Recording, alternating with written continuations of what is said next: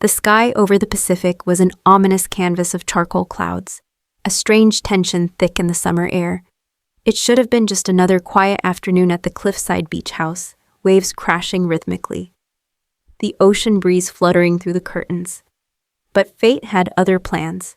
Inside the living room, the situation had already spiraled far beyond control.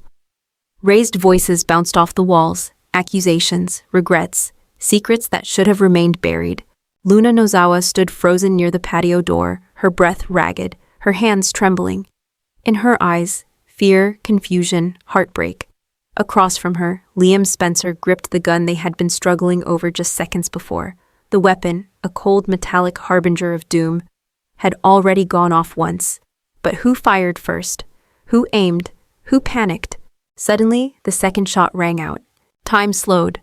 The recoil sent a jolt up Liam's arm as the bullet fired, straight into Luna's abdomen. Her gasp was barely audible as her body crumpled to the floor like a broken doll, eyes wide in shock and pain. Blood began to spread beneath her, warm and vibrant against the polished wood. But the violence wasn't done yet. Before Luna could even register the pain, her finger, still wrapped instinctively around the trigger from their earlier scuffle, pulled again in reflex. The gun fired once more, and this time the bullet buried itself deep into Liam's chest. He stumbled back, his hand flying to his wound. His shirt quickly darkened with red. His eyes locked with Luna's one last time, filled not with anger but sorrow, and then collapse. Both bodies hit the floor in a near-simultaneous thud. Outside, tires screeched onto the gravel driveway. John Finnegan had arrived. He dashed inside, the door swinging wide with a slam, and stopped cold at the sight before him. "Liam! Luna!" he called out, rushing toward them. "Oh my God!" There was blood everywhere. Finn dropped to his knees between them, his doctor instincts immediately kicking in. First, he pressed his fingers to Liam's neck. Pulse, faint, then Luna, still breathing barely, but her pulse was growing weaker by the second. Finn shouted for help, fumbling for his phone, shouting coordinates, demanding emergency support. This wasn't just a domestic dispute anymore. This was a double shooting, a tragedy, a nightmare. And yet, even amidst the chaos, something darker loomed.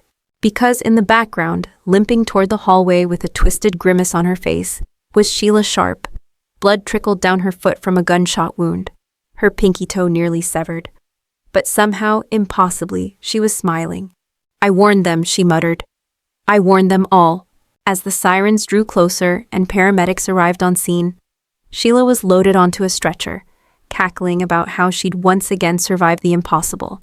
Finn held pressure on Liam's chest as the EMTs worked on Luna, trying desperately to keep her awake. "Stay with me, Luna, stay with me," Finn repeated, voice trembling, but her eyes fluttered, and her lips, barely moving, whispered something only Finn could hear. "Ooh, tell RJ I'm sorry." And with that, Luna's world faded to black. The piercing wail of ambulance sirens shattered the heavy silence that had fallen over the beach house. Outside, red and blue lights danced across the windows as EMTs and police officers swarmed the scene. Inside, time was the enemy, and it was running out fast. Dr. John Finnegan barked out medical orders with the urgency of a man torn between two worlds, the personal and the professional. Blood stained his hands, soaked through his shirt, but he didn't care. His mind was focused, eyes darting between Luna and Liam, whose lives hung by the thinnest of threads. "We've got 2 criticals," Finn shouted to the paramedics. "Chest wound, male, mid-30s. Abdomen and possible liver damage, female, early 20s. One EMT slid next to Liam and immediately began chest compressions as another prepped oxygen. "He's cyanotic," she warned. "We need to move, stat." Finn's voice cracked. "Intubate him now." Across the room, Luna lay still, so still it chilled the air. A young paramedic pressed on her wound, trying to staunch the bleeding, but she was slipping. Her skin was pale, her pulse thready. "Stay with us, Luna," he whispered, almost pleading, as both patients were lifted onto stretchers. Finn climbed into the ambulance with Liam, while another team wheeled Luna into the second vehicle. They roared off down the cliffside road, heading straight to University Hospital in Los Angeles. The emergency room, ticking clock, and frantic faces. Inside the ER, chaos met order in a choreographed ballet of trauma medicine. Lee Finnegan, Finn's adoptive mother and Luna's aunt, burst into the trauma bay in her lab coat, her expression instantly shifting from calm professionalism to frozen horror the moment she saw Luna's face. "Luna!" Lee gasped. She rushed to her side, reading vitals, checking the monitors, already preparing for surgery. Across the hall, Dr. Bridget Forrester was already prepping the surgical team for Liam. "What? We've got a punctured lung and massive internal bleeding," she stated. "He needs thoracic surgery now." A nurse rushed to Bridget's side. "And the female patient?" Lee didn't look up as she answered grimly. "She may have lost too much blood. I'm going to scrub in." Then another voice entered the fray. Dr. Grace Buckingham, Luna's estranged mother. She stormed through the ER doors like a hurricane, her heels clicking furiously on the tile floor. "Where's my daughter?" Grace screamed. Lee turned sharply, blocking her path. "You need to stay out of the operating room." Grace's face twisted with rage and grief. "Don't you dare shut me out. That's my daughter in there. I need to see her." The two women locked eyes. Tension rose like smoke in the sterile air, years of resentment simmering beneath their scrubs. Finally, Lee broke the silence. "Then help me save her." And with that, the two surgeons disappeared behind the swinging OR doors. The OR blades beeping in prayers. Meanwhile, inside the operating room, Bridget worked furiously to stabilize Liam. The EKG beeped irregularly. Blood pressure kept dropping. She ordered more units of plasma. Still, his heart rate faltered. "We're losing him," the anesthesiologist muttered. Bridget leaned in, eyes fierce. "No, not today." Across the hospital, Luna's surgery was no less intense. Lee and Grace worked in near silence, the only sounds the suction machine and the mechanical beep of the monitors. "Clamp," Lee said. "Sponges," Grace replied, handing her what she needed. A small flicker of teamwork, a rare moment of unity between two women usually at odds. But even then, Luna's condition remained unstable. "She's crashing!" a nurse shouted. Lee's hands shook. No, stay with me, Luna." Outside in the waiting room, Hope Logan burst through the front doors, her eyes wild, her hands trembling. She rushed toward the front desk. "My fiancé, Liam Spencer, he was brought in. Please, where is he?" The nurse gave her a pained look. "He's in surgery, critical condition." Hope collapsed into a chair, her heart breaking with every second that ticked by. She whispered to herself, over and over, like a prayer. "Please don't take him from Beth. Not now, not yet." After hours of frantic activity, sharp bleeping monitors, and breathless commands between doctors and nurses, a strange quietude now hung in the air like the aftermath of a storm. The operating room lights had dimmed. The blood had been wiped clean. And in one of the dimmed ICU rooms, Liam Spencer lay motionless. A breathing tube extended from his mouth. Machines hummed steadily beside him, pumping oxygen and medications into his bruised and battered body. His chest was wrapped in bandages, and his eyes, once full of passion, worry, conflict, remained closed. Unconscious, unreachable, a prisoner in his own body. Just outside the glass wall, Hope Logan stood frozen, her hands clutched over her mouth as tears streamed silently down her face. She had seen Liam in pain before, angry, broken, even betrayed, but never like this, never so helpless. Behind her, Dr. Bridget Forrester approached gently. "He made it through surgery," Bridget began softly. "But he's in a medically induced coma. We had to reduce pressure on the brain. There's swelling from when he collapsed." Hope could barely find her voice. What does that mean?" Bridget hesitated, choosing her words with care. "It means Liam is stable, but critical. And now, we wait." Hope turned back toward the glass. "Wait? For what? For Liam to wake up? For a sign? For a miracle?" Inside the mind Liam's dreamscape. Somewhere deep within that coma, Liam wasn't entirely gone. He drifted through a foggy dreamscape, lost between memory and illusion. Scenes flashed before him like ghosts, his wedding to Hope, Beth's first steps, Steffi smiling at him beneath the Forrester gazebo, and then flashes of the shooting. Luna's eyes filled with fear, the gun, the pain. His mind recoiled. He wasn't ready, not yet. A voice called out, soft, familiar. "Daddy?" Liam turned. In the dream, standing at the edge of a cliff, was his daughter Beth, her little arms outstretched. "Come back," she whispered. "Mommy's crying." Liam reached for her, and then darkness again. Hope's desperation, holding on to faith. Back in the real world, Hope hadn't left Liam's bedside. She had pulled up a chair next to his bed and clutched his hand as if her grip alone could tether him to life. "Do you remember the day Beth was born?" she asked him in a trembling voice. "You were shaking? I'd never seen you like that before. And when they placed her in your arms, you said it felt like the world stopped spinning, like nothing else mattered." She paused, breathing in deeply. "Well, that's how I feel right now, like the world stopped spinning." Tears streamed down her cheeks again. "I need you to come back, Liam. Not just for me, for Beth, for Kelly, for all the promises we made." Behind her, Carter Walton had quietly entered the room, a solemn look on his face. He watched Hope for a moment, her pain, her love, her fragility, and then finally stepped forward. "He's strong," Carter said gently. "He's going to fight." Hope turned to him, her face pale. "What if he doesn't win this time?"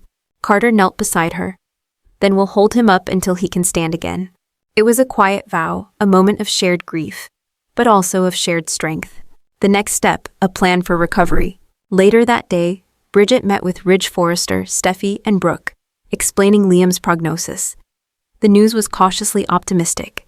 If the swelling decreased, if his brain showed activity, if he could breathe on his own again, he might recover. But those were a lot of ifs. "Comas are unpredictable," Bridget admitted. "We'll keep monitoring neurological function and we'll test responses in the coming days." Steffi nodded, biting her lip. "He's a fighter. He's not going out like this."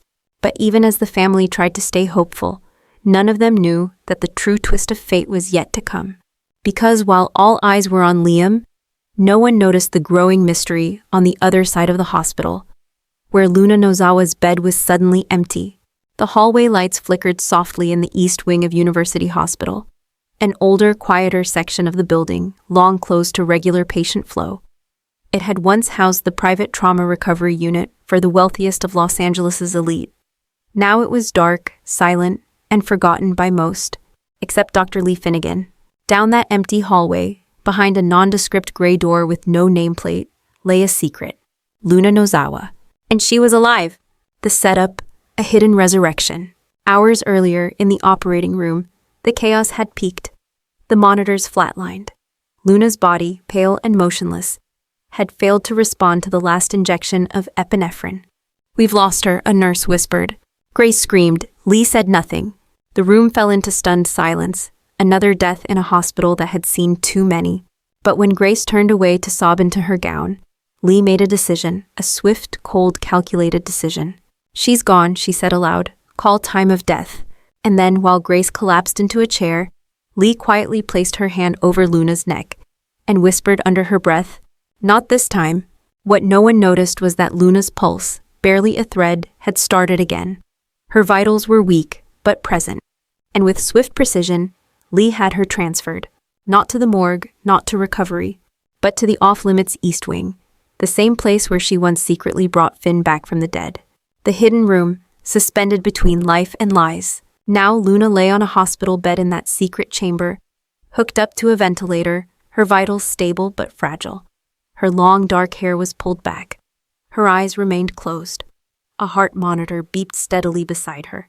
Lee sat beside the bed, flipping through Luna's chart. She looked tired, haunted, determined. She reached out and gently touched Luna's hand. "I know they gave up on you," she whispered. "But I didn't, I couldn't." She took a breath.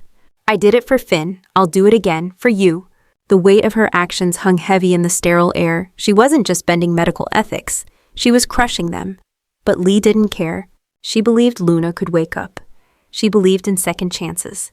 And she believed that some people simply couldn't be trusted to handle the truth. Grace's breakdown, a mother in mourning. Back in the main hospital, Grace Buckingham was inconsolable. She hadn't spoken since Luna's supposed death. She sat in the chapel, numb, her daughter's necklace clenched in her fist. Steffi, Finn, and even Zenda had tried to comfort her, but nothing reached through her grief. "She's gone," Grace muttered. "I'll never forgive myself." What she didn't know was that the woman who had broken her trust before, Lee Finnegan, had once again taken control. And this time, the betrayal was worse than ever.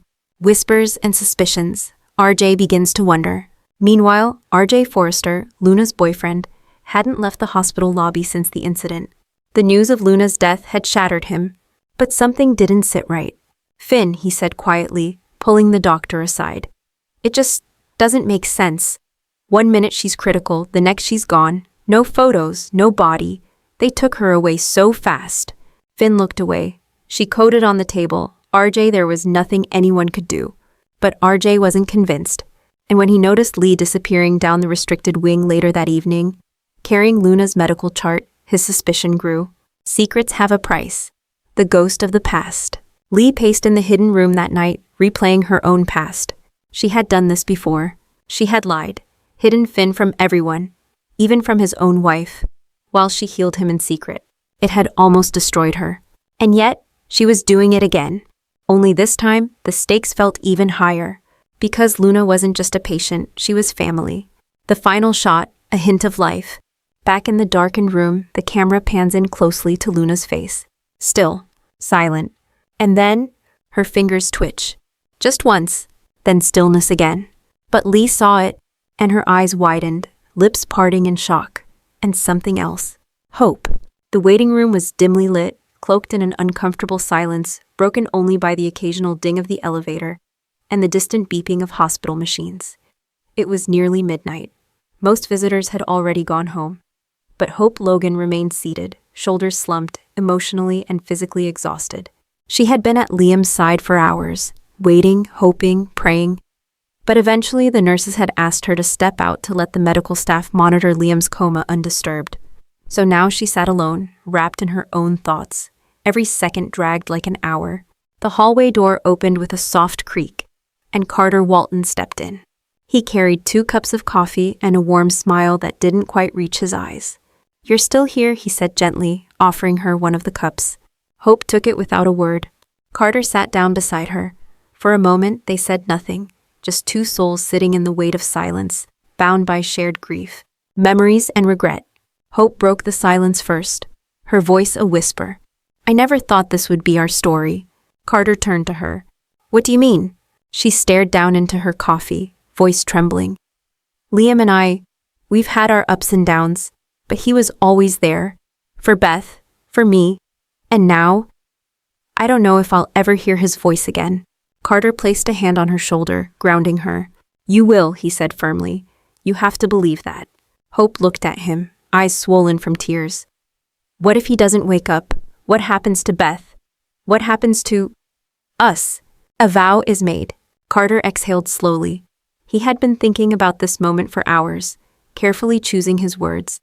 And now, seeing Hope like this, so broken, so vulnerable, he knew he had to say it. "If Liam doesn't come back," Carter said, "I want you to know, I'll be there, for Beth, for you." Hope blinked. "What are you saying?" "I'm saying," he continued, "that Beth deserves stability. She deserves a father figure she can count on.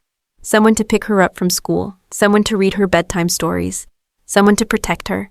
Hope's lips trembled. "You'd do that?" Carter nodded. "I already care about Beth. I already care about you. This isn't out of pity, Hope. It's out of love. Real love." A beat of silence passed.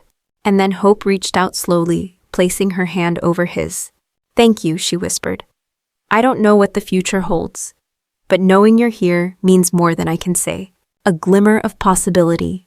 Across the hospital, Liam remained unconscious, locked in a coma from which no one could say if he'd return.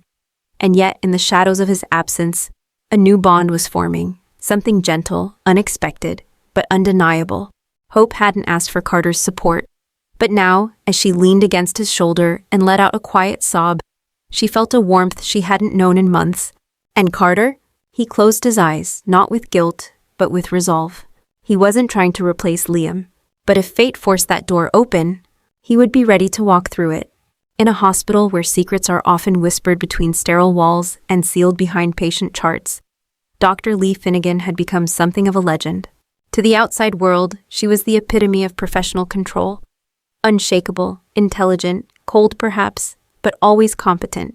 But those who remembered what happened with Finn's resurrection knew better. When Lee loved, she didn't let go. Not even when death called. And now, she was doing it again. The missing chart. It began with a simple observation.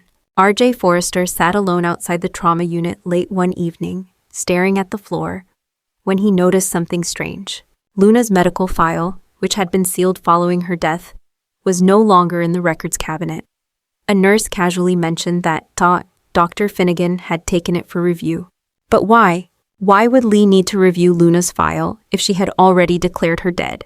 The thought clung to RJ like a fog.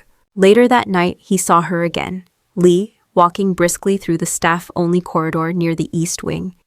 In her hands, Luna's file and a small cooler of plasma. It didn't make sense, unless the forbidden wing. Fueled by grief and instinct, RJ returned the next morning and slipped past the nurse's station unnoticed. He followed the same hallway he had seen Lee enter. The lights were dimmer here, the walls older, the air colder. He stopped in front of a gray steel door. It looked like a maintenance entrance. No label, no security pad, just silence. He pressed his ear against it and heard a faint sound. Beeping, like a heart monitor. His heart pounded. Just as he reached for the handle, a voice called out behind him. RJ? He turned around quickly. It was Finn. What are you doing here? Finn asked. I could ask you the same thing, RJ replied, not moving. Finn stepped closer. This area is restricted. Why? RJ challenged. Because that's where you brought Luna after her surgery? Finn's jaw tightened. He said nothing. You think I'm crazy? RJ said, his voice rising. I know what Lee did with you. She faked your death, kept you alive in secret. What makes you think she wouldn't do the same to Luna? Finn hesitated. That's impossible. Is it? RJ whispered. Or are we just repeating the past? Lee's private world. Inside the room, Lee sat at Luna's bedside, checking her vitals. The girl hadn't stirred again since her fingers twitched the night before. But Lee had seen it. She knew Luna was still fighting. Your body is healing, Lee murmured, but your mind needs time, just like Finn. She brushed Luna's hair back from her forehead. I don't care what Grace or the hospital board says. They would have given up on you, but not me. She stood and adjusted the IV. And when you wake up, we'll decide who gets to know. The pieces come together. Later that afternoon, RJ sat across from Hope in the cafeteria, 1,000 thoughts swirling in his mind. He wanted to believe Luna was gone, to grieve, to move forward. But something inside him whispered. She was still out there, hidden, waiting. He looked at Hope, who was quietly flipping through photos of Beth on her phone, trying to distract herself from Liam's coma. I need to find out the truth, RJ finally said. Hope looked up. What are you talking about? He stared off toward the corridor. I think Luna's alive. The hospital was quiet again, too quiet. From the outside, it looked as if things were slowly returning to normal. The chaos of the shooting had calmed. Liam was in a stable coma. Luna had been mourned. Sheila was discharged, hobbling away on crutches but already plotting her next move. But beneath the calm surface, storm clouds were gathering again. And this time, they were darker than ever. The mind of Liam trapped between two worlds. In his hospital bed, Liam Spencer continued to sleep. Machines hummed rhythmically beside him. His breathing was steady, assisted by technology, but inside, his mind was anything but at rest. In his subconscious, Liam wandered through a distorted version of Los Angeles. Everything was twisted. Familiar faces appeared and disappeared. Hope, Steffi, Bill, his daughters, Luna. And then, the shooting. He relived it over and over. The moment the gun fired. The blood. Luna's eyes. His fall. But this time, something changed. In the dream, Luna reached out her hand to him. Come with me, she whispered. Wake up. And suddenly, Liam jolted. His fingers twitched. The monitor beside his bed spiked. Nurses came rushing in. Outside the room, Hope gasped as the alarm sounded. She dropped her coffee and rushed toward Liam's room. Was he waking up? Meanwhile, in the shadows, the Luna gamble. Down the secret corridor, Dr. Lee Finnegan stared at the monitor connected to Luna's heart. Another flicker. Then a slow movement of her eyes under her lids. Lee leaned forward. Luna? Silence. Then a raspy breath. And one word. RJ. Lee froze. She stepped back, hands trembling, not in fear, but in awe. Luna Nozawa was alive. Truly alive. And now that she had spoken, everything would change. The September script leak, the proof fans needed. Outside the show's universe, Eagle-Eyed Bold and the Beautiful fans had discovered something curious. A leaked cast list for an episode airing in September. Luna and Liam were both listed. The implications clear as day. Despite how it might appear this week, neither character is dying. Instead, B&B is playing the long game. wrapping audiences in a masterful fake-out filled with suspense, grief, secrets, and rebirth. But how will their return be explained? Will Lee eventually come clean about Luna's resurrection? Will Liam awaken only to discover that Carter has stepped into his place as Beth's new father figure? Will Hope's heart be torn in two again? Final twist: the unthinkable alliance. In the final scene of the episode, as the camera panned over Los Angeles at night, a black car pulled into a dark parking lot. Inside sat Sheila Sharp, her foot still bandaged. But she wasn't alone. Another figure stepped into the car, one we haven't seen in weeks. Thomas Forrester. "What do you want?" he asked. Sheila smirked. "A fresh start. You help me get custody of Hayes, and I help you get Hope back." Thomas stared at her for a long moment, and then he smiled. Cut to black. Conclusion: the future of the bold and the beautiful. This Wednesday's episode isn't just another day in the world of the bold and the beautiful. It's the spark of a new chapter.